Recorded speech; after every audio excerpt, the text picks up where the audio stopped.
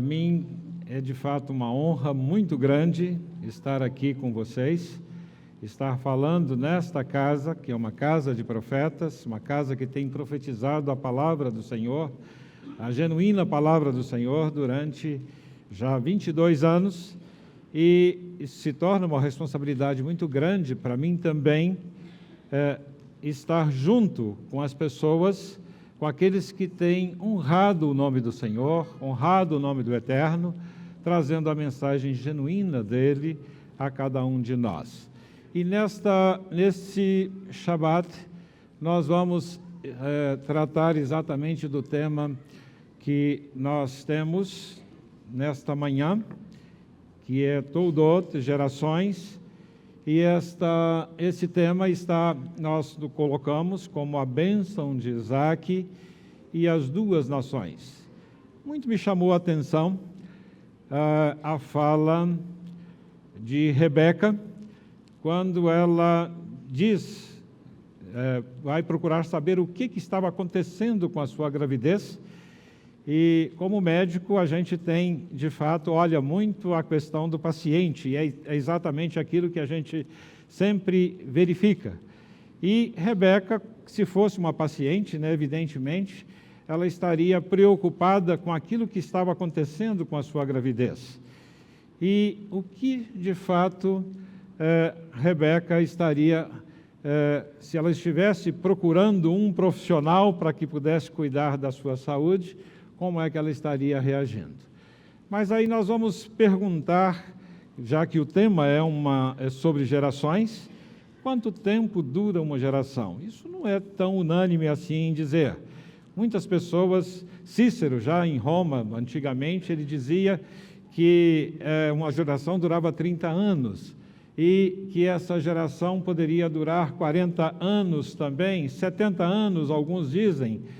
E hoje nós vemos que esses tempos, de fato, nós vamos definir isso como uma geração, tudo aquilo que uma pessoa pode fazer até ter filhos. Se fosse assim, Isaac, nesse conceito sociológico de até que ele tenha filhos, Isaac seria a geração de 60 anos, porque ele veio ter o seu primeiro filho, os seus dois primeiros filhos com 60. Mas, por convenção, já se pensa numa geração com 40 anos. E 40 anos, dentro da palavra, dentro da Bíblia, tem muitas coisas que se relacionam com o número 40. E esse 40, nós vemos que 40 dias e 40 noites, Yeshua orou antes de iniciar o seu ministério. Nós vemos que Moisés também ficou em jejum 40 dias antes de subir ao monte. 2 vezes ele fica em jejum e oração durante 40 dias. Nós temos o 40 também significando algo bem interessante, que em hebraico, ele a palavra, a letra men, de mãe, de águas, de água também mudança de estado, mudança para uma nova etapa na vida. Mas nós vemos que a velocidade das mudanças, elas vão variando com o tempo, e chegamos a pensar agora nas nossas gerações atuais, como sendo em torno de 20 anos. Quando a minha geração, por exemplo, a minha, do Rabino, com 60, a turma dos 60 anos aí, nós temos, chamada pelos sociólogos de os baby boomers, os filhos da bomba, né? Depois da bomba, nós tivemos um grupo de pessoas, e essa turma que reconstruiu o mundo após a bomba atômica, nós tivemos então um grupo de pessoas que muito tenazes, muito trabalhadoras, não sabem realmente, os sociólogos definem como aqueles que não têm muito lazer, não procuram muito cuidar de si próprio, mas cuidando dos interesses dos outros com mais intensidade. Vem uma geração logo a seguir, que é chamada geração X, a turma que já consegue relaxar um pouquinho mais, 20 anos depois, é a turminha que veio logo depois de 1900 e depois de 1945, então essa turma que nasceu de 65 para frente, e hoje nós temos a geração que nasceu após o milênio, né? O ano 2000,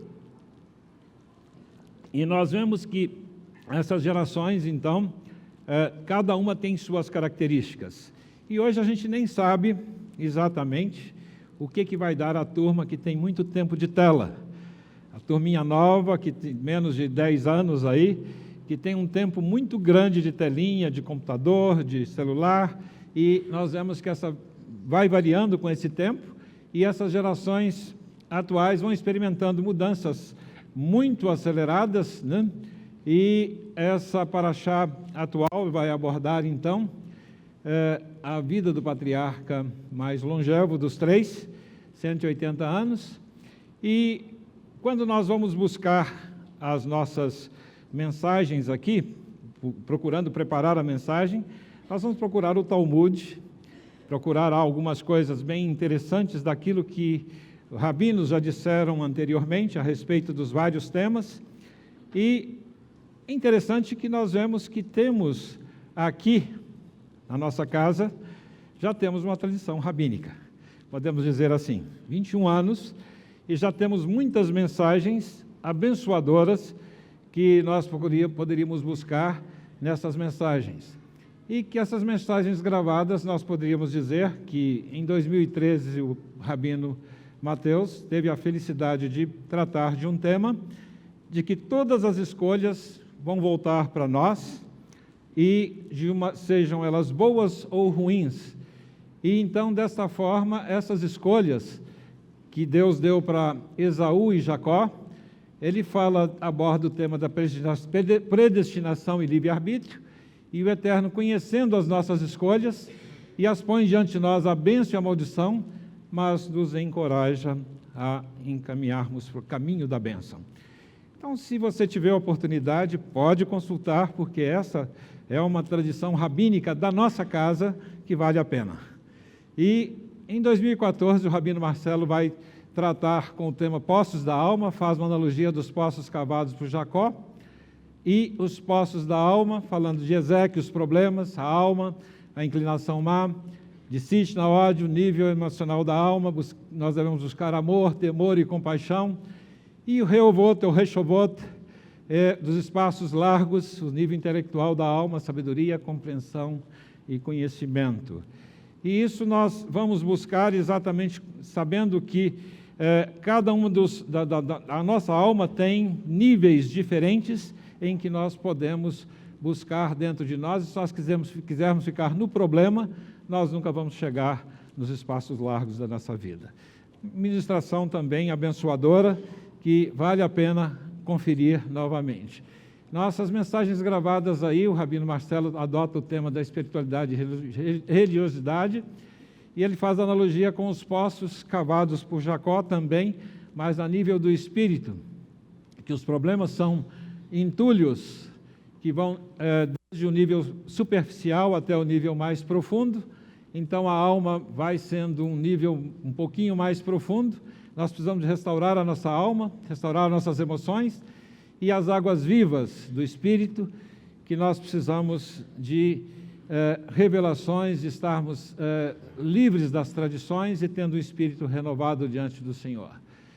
E o estudo especial depois, em 2016, um estudo sobre o divórcio, que o Eterno odeia o divórcio, mas ama o divorciado, e o casamento e a família são abençoados, pois são projetos de Hashem.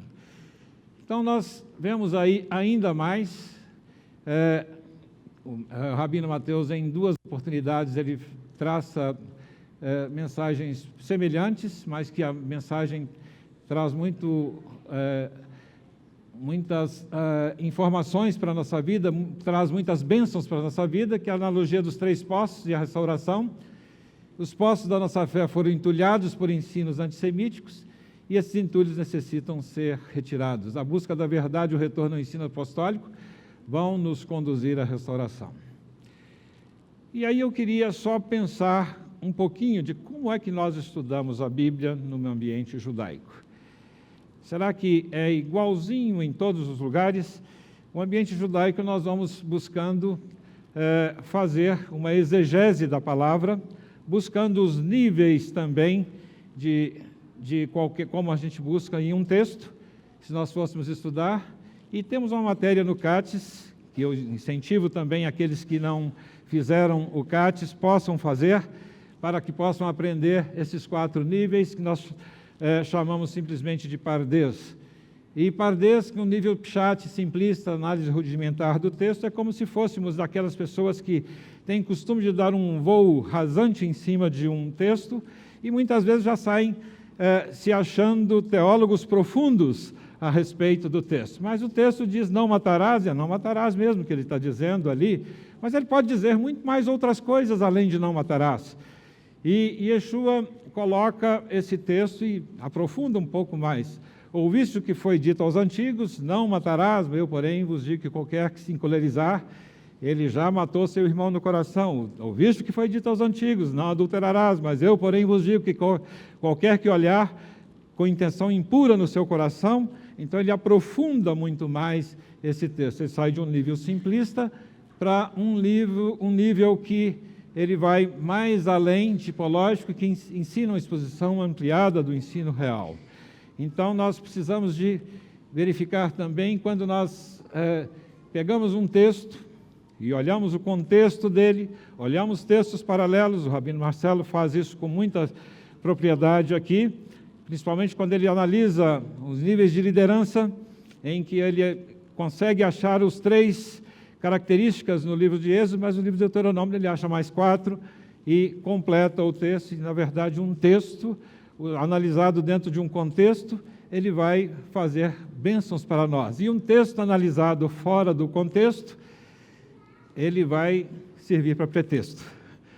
Então, nós vemos que esse nível da Drash ou da Midrash e o nível do segredo, o nível místico, inspiração, revelação, que é dado aos estudiosos da Bíblia. Por que eu estou falando isso? Porque esses textos que nós analisamos anteriormente, eles realmente eles prezam exatamente por isso. Eles trabalham no nível simples do texto, mas ele vai no nível sugestivo, tipológico, ele faz a drash e ainda revela segredos ainda. Então, esta casa você tem oportunidade de ter um estudo da palavra tão abençoado que ele vai exatamente fazendo, busca o texto com profundidade. Se nós temos essa profundidade, não é o que nós encontramos na maioria dos lugares onde a gente pode estudar a palavra. Mas nós não podemos ficar com o poço dos outros, né? Nós precisamos de cavar nosso próprio poço, e é isso que nós nos propomos a fazer hoje aqui, fazendo um estudo que, diferente daquele que já foi feito até anteriormente, trazendo a mensagem que o Eterno tem comunicado, e primeiramente todos aqueles que estudam a palavra e que querem comunicar uma mensagem, primeiro essa mensagem tem que servir para ele próprio.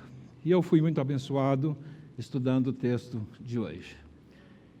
Então, gerações, nós vamos falar de famílias, e nós vamos perguntar algumas perguntas que me surgiram quando eu fui preparar esse texto. No consultório eu vejo muitas pessoas com muitos problemas, com muitas dificuldades, com muitas demandas internas, muitas questões, e eu poderia dizer, como o Freud diria, que nós sofremos as nossas famílias. Mas ela não é motivo de bênção? Não é exatamente onde o Eterno transmite todo o seu potencial, toda a sua promessa, não é transmitida através de famílias, não é através das gerações? E por que a gente sofre, então, essas famílias? Será que seriam as nossas escolhas, aquilo que nós escolhemos? Certamente sim. Nós vimos anteriormente no estudo que o Rabino Mateus fez, que realmente as nossas escolhas determinam aquilo que nós vamos fazer. E o Eterno não é que ele vai influenciar as nossas escolhas, ele quer que nós o escolhamos voluntariamente. Ele não quer ligar um botãozinho de robô em nós para que faça uma programação e nós sejamos programados para dizer sim, sim, sim o tempo todo. Ele nos dá a possibilidade de dizermos não para ele também. E isso é, de fato, o livre-arbítrio, quando ele permite que nós possamos dizer um não para ele. E se o casamento é projeto de Deus, por que tantos divórcios? Na verdade, 50% dos nossos casamentos se transformam em divórcios, e muitos deles com muitas dificuldades. Não raro, quando a pessoa me procura no consultório, ele tem um problema familiar. O problema é o marido, é a esposa, são os filhos, e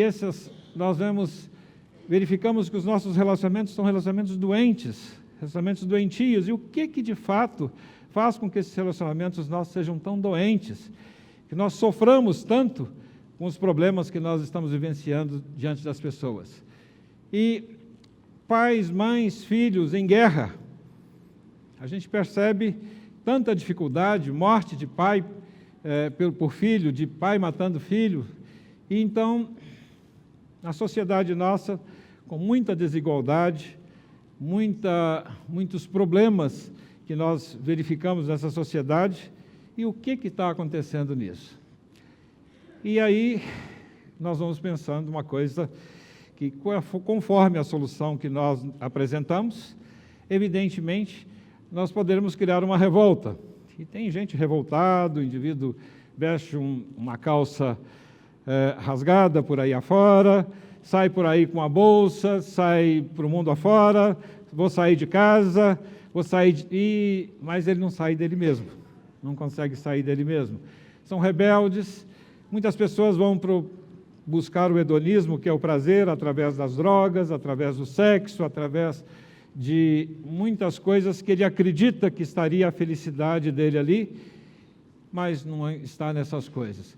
E, na verdade, quem sabe, ele funda até uma nova igreja quando está revoltado. Funda um novo tipo de grupo religioso para que ele possa expor as suas ideias, os seus pensamentos. Ou, quem sabe mesmo, até um novo partido político. Então, nós pensamos nessas coisas. E quando nós pensamos nos nossos teóricos sobre comportamento, nós vemos que muitas pessoas ficaram impressionados com a mesma coisa que nós também, como profissionais, e vamos buscar respostas para isso. Como é que os nossos teóricos do comportamento vão pensar a respeito disso? E aí vem algo bem interessante dentro das teorias do comportamento. E quando nós descobrimos a sequência do DNA, e Harris Crick, ele foi um prêmio Nobel, e ele pensou assim: estou feito, já descobri meu DNA, e muitos de nós, eu já fiz o meu também, meu DNA todinho para saber, e consegui saber que eu posso ter mais de 50 doenças possíveis ali, dentre as várias que a minha família tem. E aí nós pensamos, será que a resposta está aí? Mas não, tem gente que pensou de forma diferente. Não, o problema está no social. Se a gente resolver o problema social do indivíduo, ele tem a resposta correta. Tem um indivíduo também que pensou, Skinner, que conforme o comportamento do indivíduo, conforme ele vive, ele seria capaz de dar as respostas. Freud já disse que, quem sabe, a nossa família é o problema, é a mãe, é o pai que é o problema. Nós vamos verificar. E o Maslow diz que são as nossas necessidades que movem a cada um de nós. O que é que nós poderíamos ver aqui? Na teoria genética, nós vemos então que se eu tenho um esquizofrênico na família, provavelmente, se o meu pai é esquizofrênico, eu vou ser esquizofrênico. Se, na verdade, eu tenho diabetes na minha família, eu vou herdar diabetes também. E se eu tenho pressão alta, eu vou também. E aí, às vezes, essa ditadura da genética faz com que pessoas fiquem exatamente muito preocupados com isso, achando que ele já é um doente só porque alguém da família dele é doente.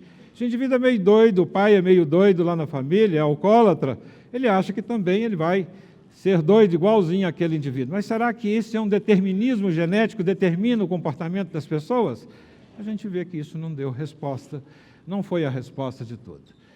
Então, nós vemos quando a gente vai buscar perguntar ao Karl Marx, Karl Marx, para quem não sabe, ele era um judeu e que viveu na Alemanha. E ele tinha conhecimento de tudo aquilo que nós conhecemos da Torá.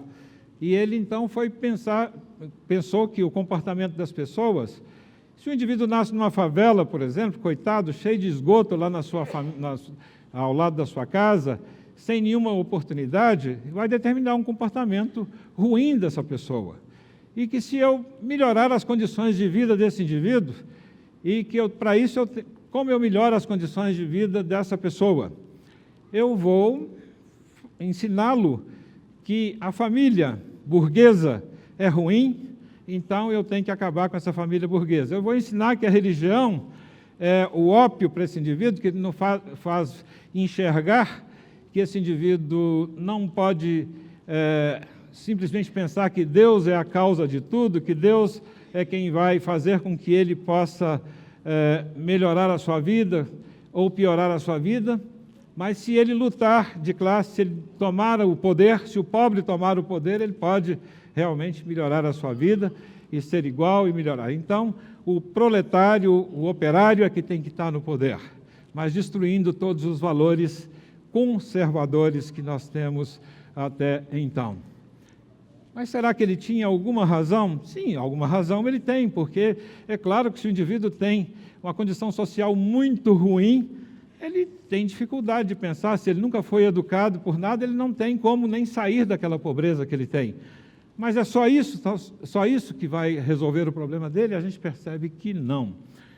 O Skinner já é um outro que fala que nós moldamos o comportamento com reforços positivos. Se eu disser para o indivíduo sempre elogiar o indivíduo e não fizer nada, não falar nada no negativo dele, ele pode mudar o seu comportamento. E ele pode ir moldando, e com esses reforços positivos no processo educacional, eu vou fazendo com que esse indivíduo se torne melhor. O modelo psicanalítico também é um modelo em que, se as nossas famílias, se a mãe, por exemplo, cria o menino muito mimadinho, com todas as coisas dela, de repente ele pode também ficar com a munheca mole também a partir de um tempo aí para frente.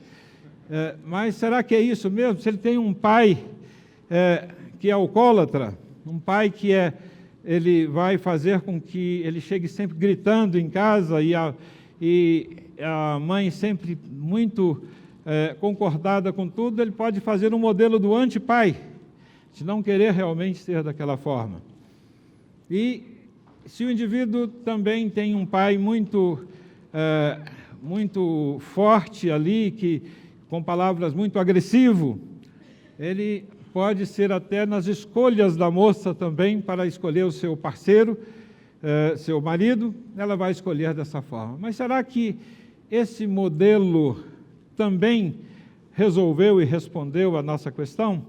Houve uma resposta, de fato, de tudo isso? A gente percebe que nem sempre, às vezes tem pais totalmente desajustados e com filhos que saem verdadeiras pérolas aí para frente. Então, Freud não conseguiu explicar tudo, apesar de dizer que ele explica tudo. E o das necessidades é algo que nós gostaríamos de pensar um pouquinho mais. E Maslow, ele hoje é utilizado pelos indivíduos do marketing, é utilizado muito mais como uma maneira de eu vender as coisas, né? Utiliza-se muitos conhecimentos de Maslow para isso. Então, fome, sede, sono e sexo são as coisas que estão lá no meu hipotálamo e eu vou sempre buscar, são coisas que eu busco.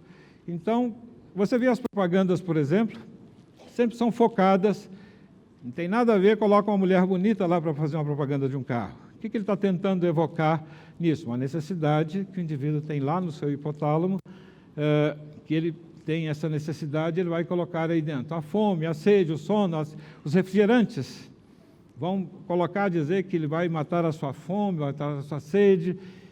Então, essas necessidades fisiológicas que nós temos são motivadoras daquilo que nós vamos fazer em nossas vidas.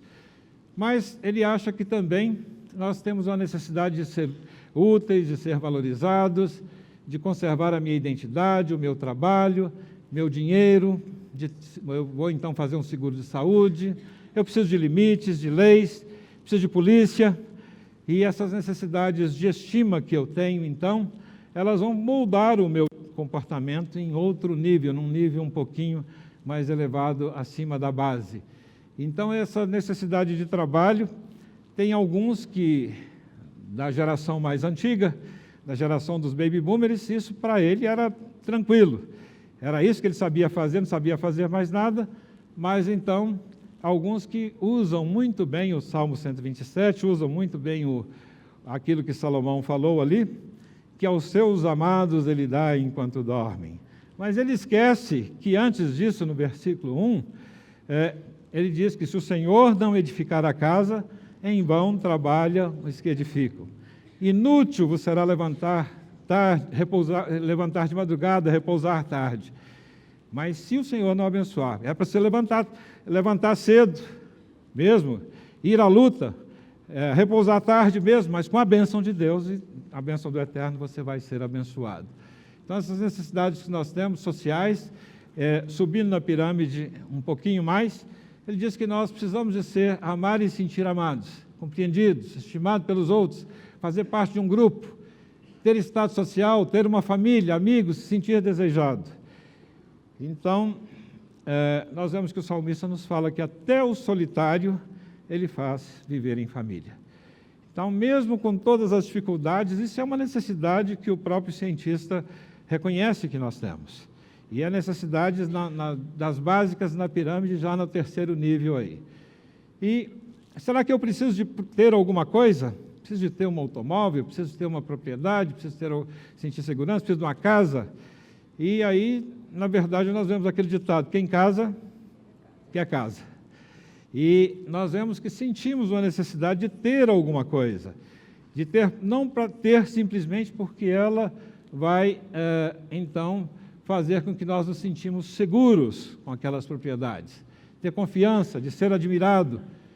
E no topo da pirâmide nós vamos ver que essa realização pessoal é onde nós buscamos desenvolver os conhecimentos, valores, talentos naturais, profissionais, necessidade de liberdade, autonomia, progressão espiritual e consciência pessoal. Então, o Maslow também era judeu. E ele, exatamente por esse motivo, a gente percebe que ele utiliza muitos conhecimentos que ele advindos da própria palavra para que ele pudesse construir essa sua pirâmide. Mas hoje a gente diz uma coisa muito interessante, que se o Maslow vivesse nos nossos dias hoje, ele iria acrescentar algumas coisas como necessidade básica ali. Que ele, além das necessidades básicas, ele ia falar Wi-Fi e bateria para todo mundo. Mas vamos entender um pouquinho a família de Isaac. Eu queria, então, todo romancista ele pede para um indivíduo contar a história e, a partir daquela história, ele vai formando a sua ideia. Como minha vida de consultório de 40 anos, sempre quem me procura são as mulheres. Então, não tem jeito, eu escolhi, foi exatamente a Rebeca para me contar a história da família. Então, Rebeca, a gente vê, quando Esaú tinha 40 anos, tomou por si Judite, filha de Beer, o Eteu, e Basemate, filha de Elon, o Eteu. E essas foram para Isaac e Rebeca uma amargura de espírito. Então, que amargura de espírito ela poderia ter causado a Rebeca? Porque ela tinha princípios. Se ela tivesse com essa amargura de espírito, eu diria que aos profissionais da área médica ou da psicologia iriam dizer, Rebeca estava meio deprimida ali, estava triste com aquela situação, e se ela tivesse um consultório da doutora Rosângela, provavelmente, lá ela iria procurar a doutora Rosângela para poder queixar lá das amarguras que o filho dela tinha causado. E então, nós vemos por que amargura. Será que ela não realmente queria uma eugenia, queria uma pureza de raça naquele tempo já? Absolutamente nada a gente percebe. E Rebeca ainda chega a dizer, em outras palavras, eu estou enfadada da minha vida. Em outras palavras, morrer para mim é melhor. Quantas pessoas chegam ao meu consultório dizendo, estou enfadado, não quero mais viver. Difícil, problema demais na minha vida, problemas tão intensos que não me interessa viver. Dr. Samuel Vermelho provavelmente tem isso no seu consultório, direto e reto, essas pessoas dizendo, estou enfadado de viver, estou triste, não quero mais viver. E aí, como é que nós vamos ajudar? E ele casou com as filhas de Et exatamente contrários àquilo que era o propósito para quem estava construindo uma geração. Então, nós vemos que quem que realmente era motivo do enfado de Rebeca? Era o seu filho Esaú. E ela não fala exatamente de Jacó. Ela fala de Esaú, que causou um enfado, causou uma tristeza muito grande para ela. E ela ainda pergunta lá, para que viverei? Para que eu vou viver? Não tem interesse mais na vida? Gente, e crente às vezes tem um jeito muito bom de falar que não quer viver mais. Que bom seria que Jesus voltasse logo. Então, ele está dizendo exatamente o que Rebeca está falando. É a maneira mais delicada, mais crente, mais espiritual de dizer a mesma coisa. Então, os filhos realmente podem ser bênçãos em nossas vidas, mas ali naquele caso era motivo de muita tristeza. Então, Rebeca, se eu perguntasse para ela essa pergunta, ela iria me responder que ela foi fruto de oração o casamento dela. E foi mesmo? Foi, exatamente, disse, ó Senhor meu Deus, Deus de Abraão, dá-me hoje, peço, bom êxito e usa de benevolência para com meu senhor Abraão. Eis que estou em pé junto à fonte, as filhas dos homens dessa cidade vêm saindo para tirar água. Faze com que a donzela que eu disser abaixe o cântaro, peço de que eu bebo, e ela responder, bebe também darei de beber aos teus camelos, seja ela que designaste para o teu servo Isaque, assim conhecerei que usaste de benevolência com o meu Senhor. Gente, aqui exatamente houve a resposta ao servo Eliezer. E você vê que a moça realmente era valente, porque dá de beber para camelo, para 8 camelos, que era a comitiva do Eliezer, segundo constam as informações, cada camelo chegava a beber, ele precisava dos 40 litros de água, mas ele, para a reserva dele toda, chegava a beber 120 litros de água. 8! Imagina que era mais de 1.000 litros d'água que ela tinha que tirar ali.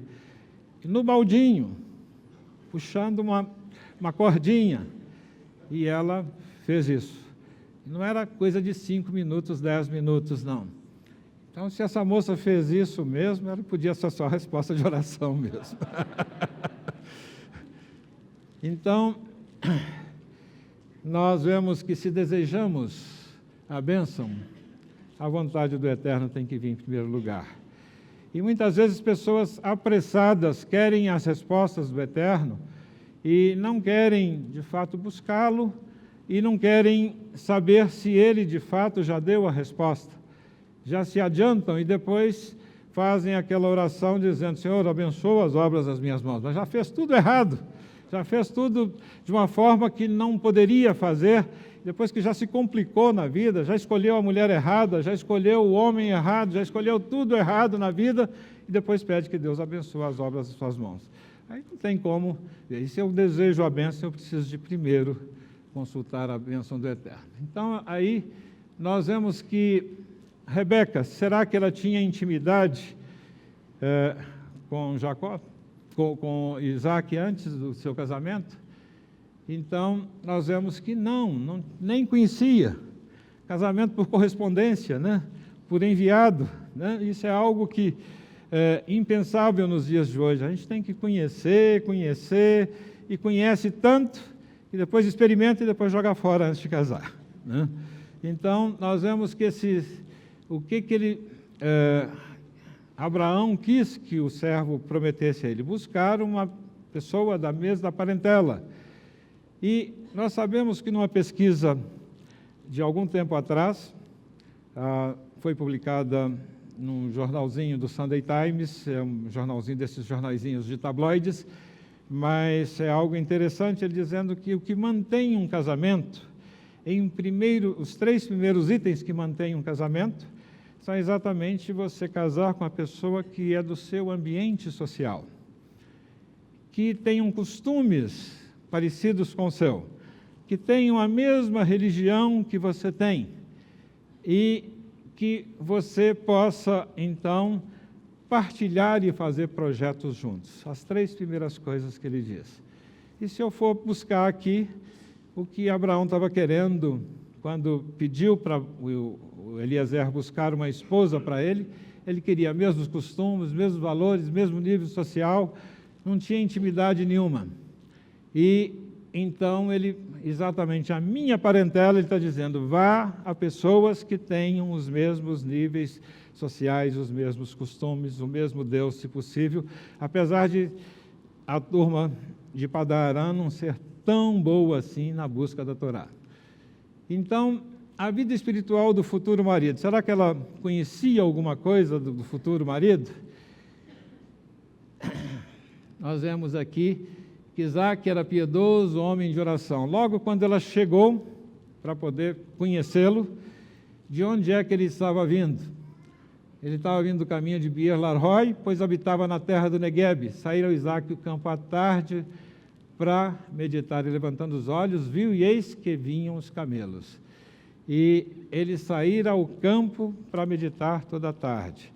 E é isso exatamente que nós vemos de Isaac, toda a sua história, que ele também era um homem piedoso, um homem que estava acostumado a buscar ao Eterno.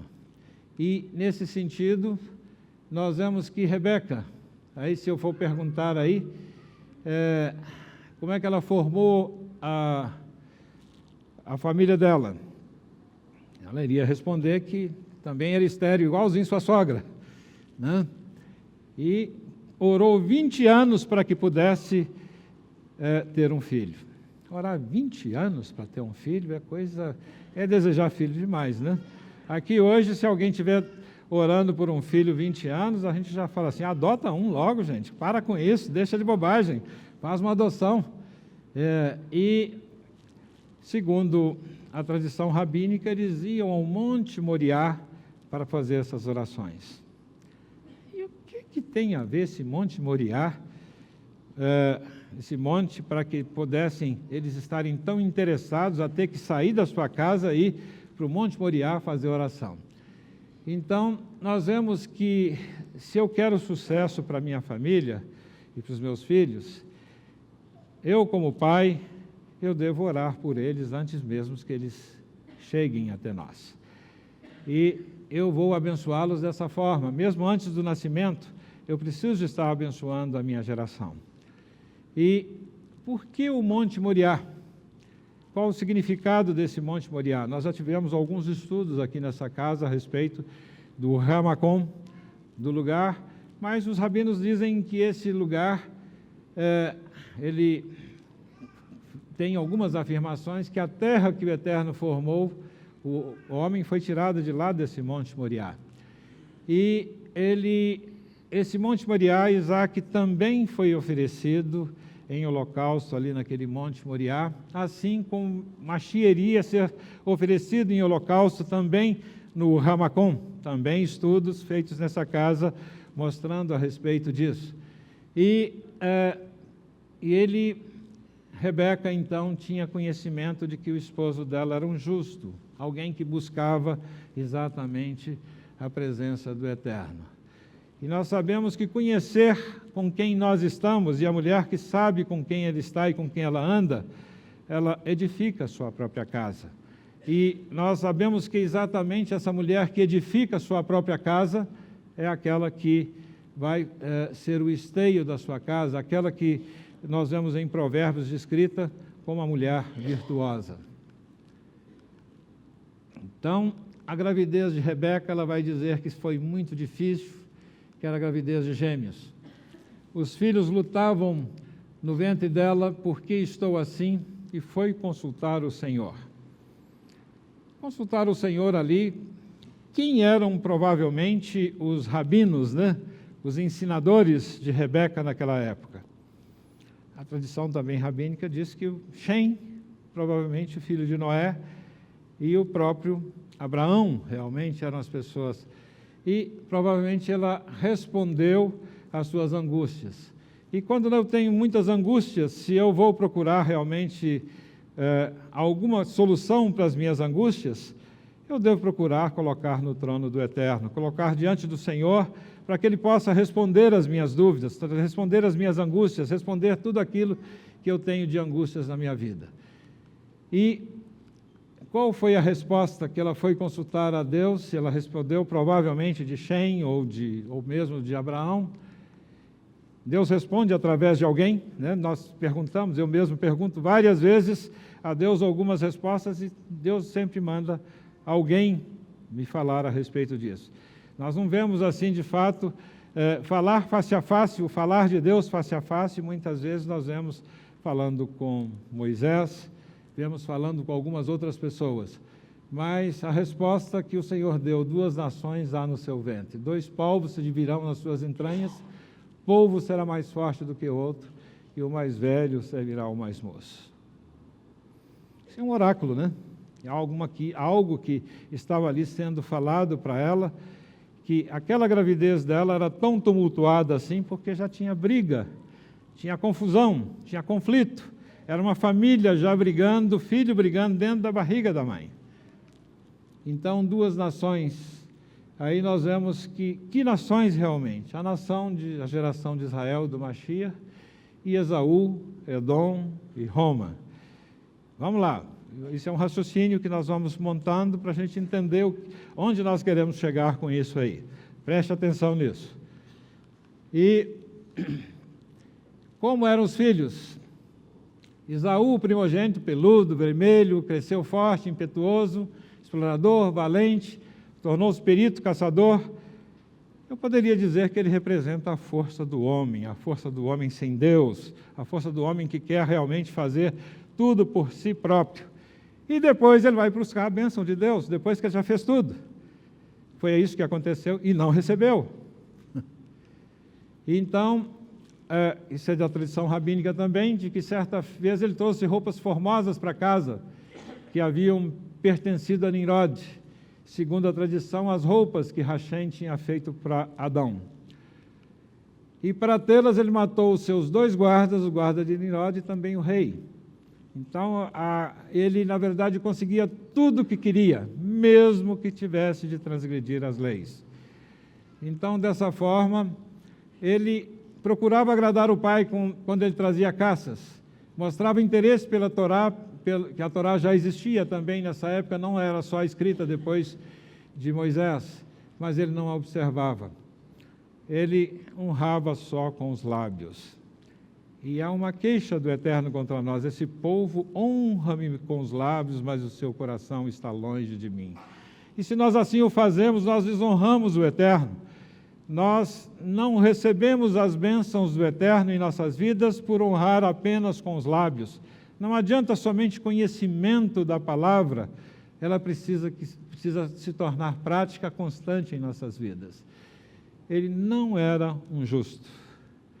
Então, Isaac sabia disso, e aí nós entendemos, o Mateus fez um estudo aqui mostrando isso, de que Isaac, não é porque ele gostava de comida, foi pego pelo estômago por Esaú, mas Esaú, sabendo quem era o seu próprio filho, não há pai que não conheça o seu próprio filho, conhece sim, ele ficou mais próximo dele, mas com o objetivo de recuperá-lo. O interesse dele era recuperá-lo e não ser pego pelo próprio estômago. Então, nós vamos que Esaú desprezou o seu direito de primogenitura, vendendo a Jacó por um prato de lentilhas. E isso era exatamente ocasião. Lentilhas era um prato comido no luto de alguém. E provavelmente foi o luto de Abraão, quando Abraão morreu, e ele estava provavelmente com 15 anos, isso. Para que eu tenho isso aí? Então, muitas vezes, esse prato de lentilhas, algo de um valor menor, desprezando-se um valor maior. E nós vemos que isso acontece com muitos de nós. Nós desprezamos, às vezes, valores maiores em nossas vidas, bênçãos maiores em nossa vida pelos nossos pratos de lentilhas. E quais são os nossos pratos de lentilhas? Cada um pode eleger o seu.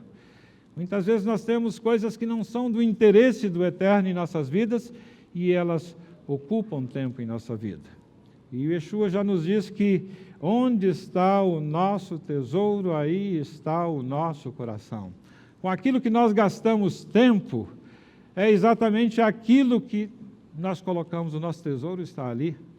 Você já imaginou quanto tempo você gasta com as coisas? Como é que você organiza o seu tempo na sua vida?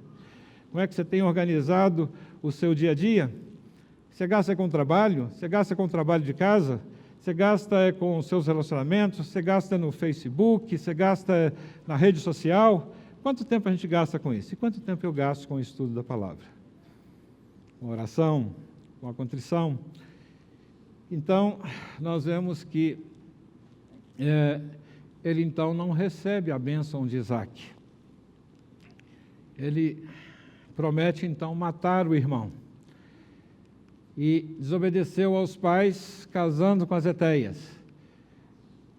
Retaliou os pais, casando com as ismaelitas. Quando ele viu que não recebeu a bênção, aí, já que é assim, casar com as ismaelitas. E então, ele deu origem a Edom, o povo, e não só saiu coisa ruim de Edom, né? O profeta Obadias é de lá, era descendente de Esaú. E os edomitas deram origem aos romanos.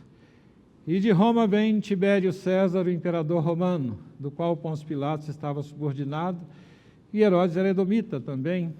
E Yeshua, então, foi crucificado. Por quem que ele foi crucificado? Por Roma. E quem que era exatamente o descendente, romano descendente de quem? De Edom, de Esaú. Então, se eu pudesse dizer que, na verdade, Yeshua foi crucificado por quem? Pelo próprio Esaú, os descendentes de Esaú. Vamos lá? Adriano, imperador romano, destrói o segundo templo. Nós vemos que exatamente no Ramacom foram construídos 2 templos, e o segundo templo é destruído ali por Roma também. E qual o interesse de Edom? Vamos pensar Edom, Roma, Esaú. Destruir o templo ali, destruir. Claro que nós temos um plano do Eterno. Temos um plano do Eterno, mas qual o interesse dele? Exatamente apagando também a memória de Jacó. Vamos lá? Mais à frente.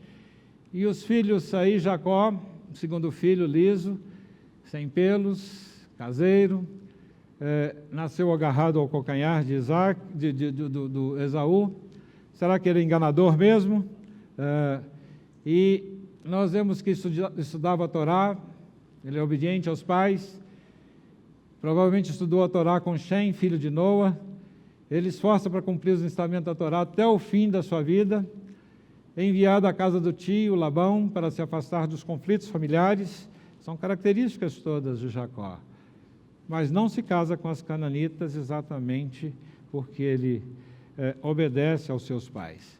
Então, dessa forma, por isso, ele então se torna o escolhido para ser a geração do Mashiach. Será que nós podemos entender isso com a nossa mente finita a respeito disso? Nós vemos que essa geração do Mashiach, nós vemos que em Mateus 1,17, ele vai nos falar que, de sorte que todas as gerações, desde Abraão até Davi, são 14 gerações, desde Davi até a deportação da Babilônia, 14 gerações, desde a deportação para a Babilônia até Cristo, 14 gerações. Agora, por que a escolha de Jacó e não de Esaú? Na nossa Haftará, nós entendemos que acaso não era Esaú irmão de Jacó? Diz o Senhor, todavia amei Jacó e aborreci Esaú. Posso eu saber exatamente o que foi, por que o Eterno escolhe quem vai continuar a geração, quem vai realmente dar prosseguimento? Nós sabemos que são escolhas dele, Não cabe a mim realmente dizer o barro, dizer para o oleiro, por que me fizeste assim ou fizeste daquela forma, que fizeste um para honra, outro para desonra. Mas nós vemos que o Eterno escolhe. Mas Ele escolhe e Ele sabe por que Ele escolheu. Agora, eu gostaria de pegar exatamente naquele versículo, será que a família de Yeshua, de fato, era uma família perfeita, uma família cheia de pessoas abençoadas, certinhas mesmo, e que fizeram por merecer, né, participar da geração de Yeshua? Então, nós vemos que a própria família de Abraão, de Isaac e de Jacó, principalmente a família de Abraão, nós temos conflitos familiares, tem poligamia, tem ciúmes, tentativa de assassinato ocorrem ali dentro dessa família. Famílias que talvez pudesse estar em qualquer página policial de hoje, né? E esse aqui, para mim, é das coisas complicadas aqui para entender. Nasceram de Tamar, Fares Zará, e nasceu Ezon, Ezon nasceu Arão. Judá com Tamar. A história de um sogro que engravida a própria nora. E, no entanto, essa nora que recebeu esse fruto dessa união muito esquisita, ele participa do tempo e participa da genealogia do Messias. E Raabe aqui me chama a atenção também, prostituta em Jericó, participa também da genealogia do Messias. Mas será que ela merecia estar lá nesse lugar? A pessoa que, com a sua vida totalmente destruída, inadequada, com muitos problemas, com problemas psíquicos dos mais severos que uma prostituta pode ter, e ela participar da geração do Messias, algo impensável nesse sentido. E nós vemos que de Davi também, nós vemos adultério, assassinato, nós temos ali presente, com o caso de Urias, o Eteu. É outro que a gente fica imaginando, será que eu poderia dizer que esse era um homem segundo o coração de Deus? Provavelmente, se acontecesse com esse indivíduo, qualquer um líder nosso hoje, que acontecesse um problema semelhante, ele nem seria chamado para entrar em casa de nenhum de nós. E, no entanto, ele está na genealogia do Messias. Ezequias é outro, Manassés, que eu gostaria de chamar a atenção. Quem era Manassés? O 15º rei de Israel, idólatra, bruxo, consultador de espíritos. Claro que essas pessoas foram reabilitadas todas depois. E o que nós queremos entender com esses aspectos aí? O que nós aprendemos? Nós vemos que não necessitam de médicos são, mas sim os doentes. É o que Yeshua nos fala. Então, quando essa genealogia de Yeshua nos fala lá desde Isaac e Jacó, nós entendemos que as nossas mazelas, as nossas esquisitices, os nossos problemas, sejam eles de quaisquer natureza, o que Yeshua está dizendo é o seguinte: mesmo que você seja dessa forma, eu estou pronto a reabilitar a sua vida, eu estou pronto a mudar a sua história, mudar a sua maneira de ser. E é isso que se nós somos enfermos, nós precisamos só de reconhecer exatamente o lugar onde nós estamos, para que Ele possa transformar as nossas vidas. E o profeta fala que Ele verdadeiramente tomou sobre si as nossas enfermidades e as nossas dores.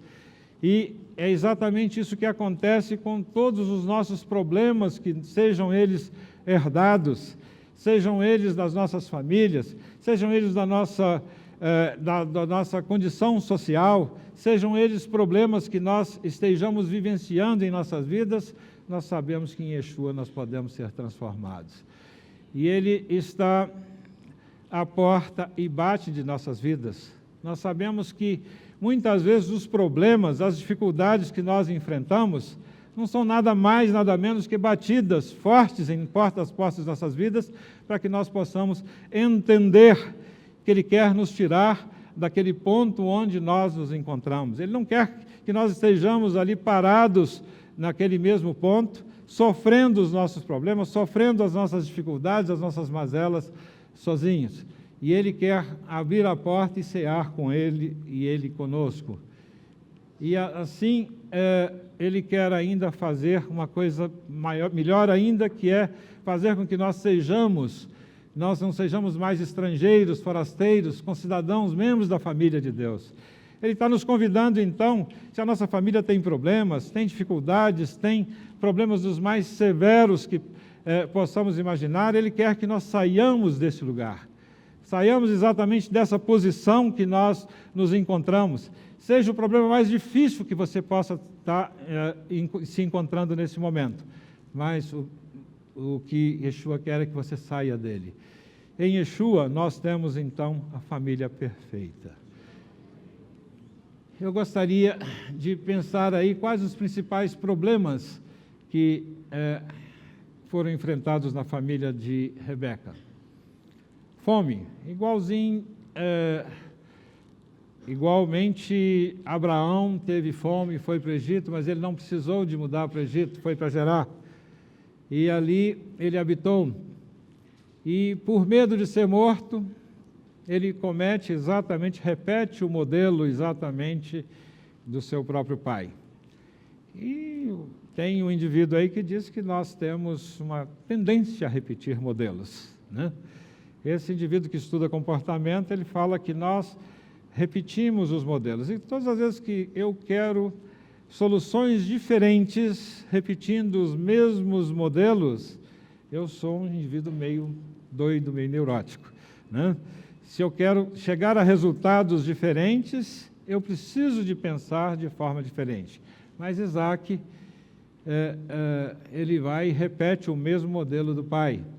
E fala que a sua esposa, porque era formosa à vista, só que ele não ganhou a mesma coisa.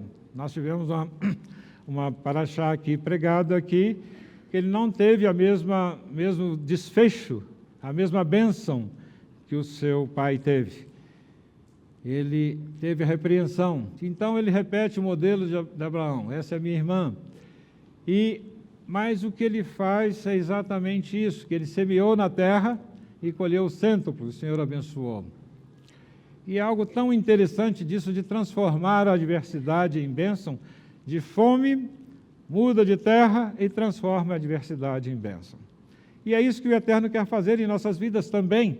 Ele quer transformar as nossas adversidades, os nossos problemas, ele exatamente é o adubo para que nós possamos fazer mudança de vida. Muitas vezes precisamos de uma sacudida em nossas vidas, precisamos de problemas em nossas vidas para que a gente possa mudar.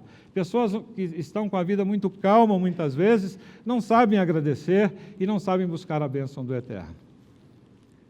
E motivo de inveja, na verdade, eles tinham aí possessões, rebanhos, gados e muita gente a serviço, de modo que os filisteus o invejavam. Vocês já viram a gente invejar gente pobre, maltrapilho, cheio de dificuldades? A gente só causa inveja a pessoa de sucesso, né? Se a pessoa é bem-sucedido, você vai causar inveja. E as pessoas às vezes falam mal daqueles que são bem-sucedidos. Não é dificuldade nenhuma as pessoas falarem mal aqui do ministério, exatamente porque estão com inveja e querem exatamente o mesmo sucesso que não têm, porque não buscam o Eterno na mesma medida que está sendo buscado. Então, todas as vezes que alguém prospera, ele gera um tanto de invejas. E Salomão já tinha dito também que aquele que ajunta em fazendas, ajunta em agregados para comê-la. Então, é você ter posses, ter coisas, tem gente para vir tomar de você. Então, às vezes não é muito bom você ter muitas posses. Foram expulsos, aparta-te de nós. Às vezes a convivência se torna tão difícil, né, que o indivíduo não consegue ver o sucesso do outro, fala, é melhor você ir embora. Vai embora porque eu não estou aguentando ver seu sucesso, você já se tornou mais forte do que nós. E entulhar os poços, vários dos estudos nós vimos aí, são 4 estudos que nós citamos sobre entulhar poços, e se você quiser saber mais a respeito disso, eu aconselho voltar a esses estudos que são muito bons, eu não vou entrar em detalhes. Por que Jacó recebe a bênção em lugar de Esaú? e o mais velho servirá ao mais moço.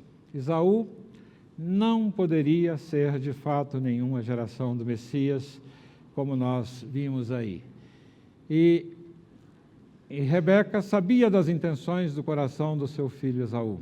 A mãe conhecia a intenção do coração de Jacó. Pelo oráculo que ela tinha recebido, ela sabia que ele não podia.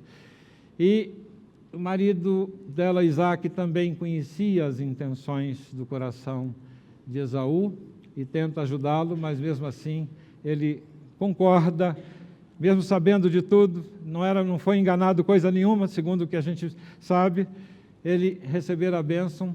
E aí vem algo que tem um segredo nisso aí, que Jacó, então, se fantasia de Esaú para receber a bênção. Aí nós vamos precisar daquilo que nós falamos atrás. E essa fantasia de Esaú, Isaque abençoa Jacó com a bênção de Abraão. Opa, passou direto. E serei contigo e te abençoarei, porque a ti e aos que descenderem de ti darei todas estas terras e confirmarei o juramento que fiz a Abraão teu pai. Edificarei a tua descendência com as estrelas do céu e lhe darei todas essas terras e por meio delas serão benditas todas as nações da terra. E então serão abençoadas todas as nações da terra. Nós que estamos aqui hoje, será que não somos abençoados com essa mesma bênção? Porque se nós recebemos a presença do Mashiach, de Yeshua em nossas vidas, nós também não fomos abençoados. Essa era a bênção exatamente que ele estava profetizando ali. E nós vemos que a história dele continua. Então Yeshua foi de fato morto na história por Edom, romanos, Tibério César, ele foi morto. Mas Yeshua não fica no túmulo, evidentemente. Ele ressuscita para cumprir o propósito da bênção de Abraão, e que ele multiplicaria e seria realmente benditas todas as nações da terra. Mas o que nós vemos é que Jacó, hoje, Yeshua, continua fantasiado de Esaú, com as roupas de Roma. E essas roupas de Roma, de fato, continuam sendo para que ele realmente possa trazer bênçãos para nós. Yeshua com roupas de Roma, as roupas de Esaú, para Jacó, e na verdade ele precisa de ser apresentado para os judeus, para as pessoas, com essa roupa. Então, Yeshua hoje, com as igrejas evangélicas, com todas as conotações que nós temos, Yeshua continua morando em Roma e vestindo as roupas de Esaú. Continua fantasiado com as mesmas roupas de Esaú. E nós vemos o seguinte: o que vamos fazer se esse Yeshua que nós conhecemos continua fantasiando e usando as roupas de Esaú? Nós precisamos tirar essa fantasia de Esaú que Jacó e Yeshua está vestindo. E a restauração da doutrina dos apóstolos é o caminho a seguir, e nós vemos que essa casa tem trabalhado nessa direção, exatamente nesse tempo, de mostrar à igreja evangélica, mostrar a todas as pessoas que nós precisamos de dar essa forma antiga de Yeshua, que é exatamente a sua roupa judaica. E os messiânicos vão ter um papel fundamental nessa restauração das raízes da fé.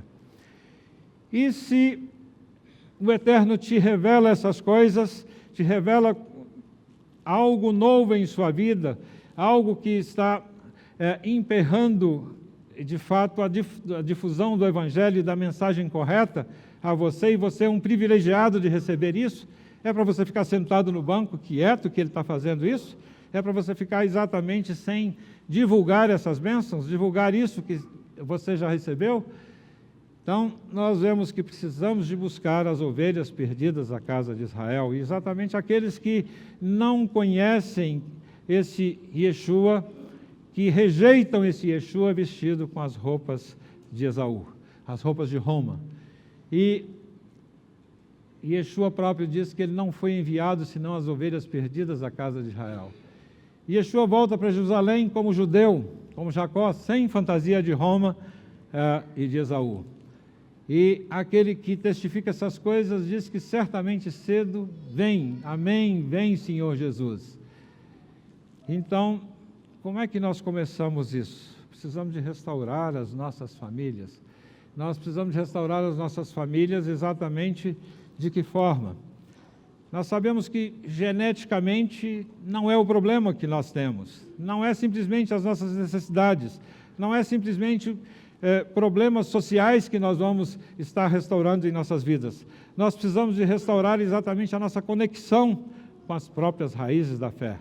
Restaurar a conexão com Yeshua, fazendo com que Ele transforme, seja da família dele. E é exatamente aquilo que é a nossa oração. Maranata, vem, Senhor Jesus. Amém? Se você gostou e foi abençoado com esse estudo, inscreva-se em nosso canal do YouTube. Considere também ser um mantenedor do trabalho do Ensinando de Sião no Brasil, Israel e no mundo. Doações e contribuições podem ser feitas através do link na descrição desse vídeo. Um grande abraço e Shalom, Shalom.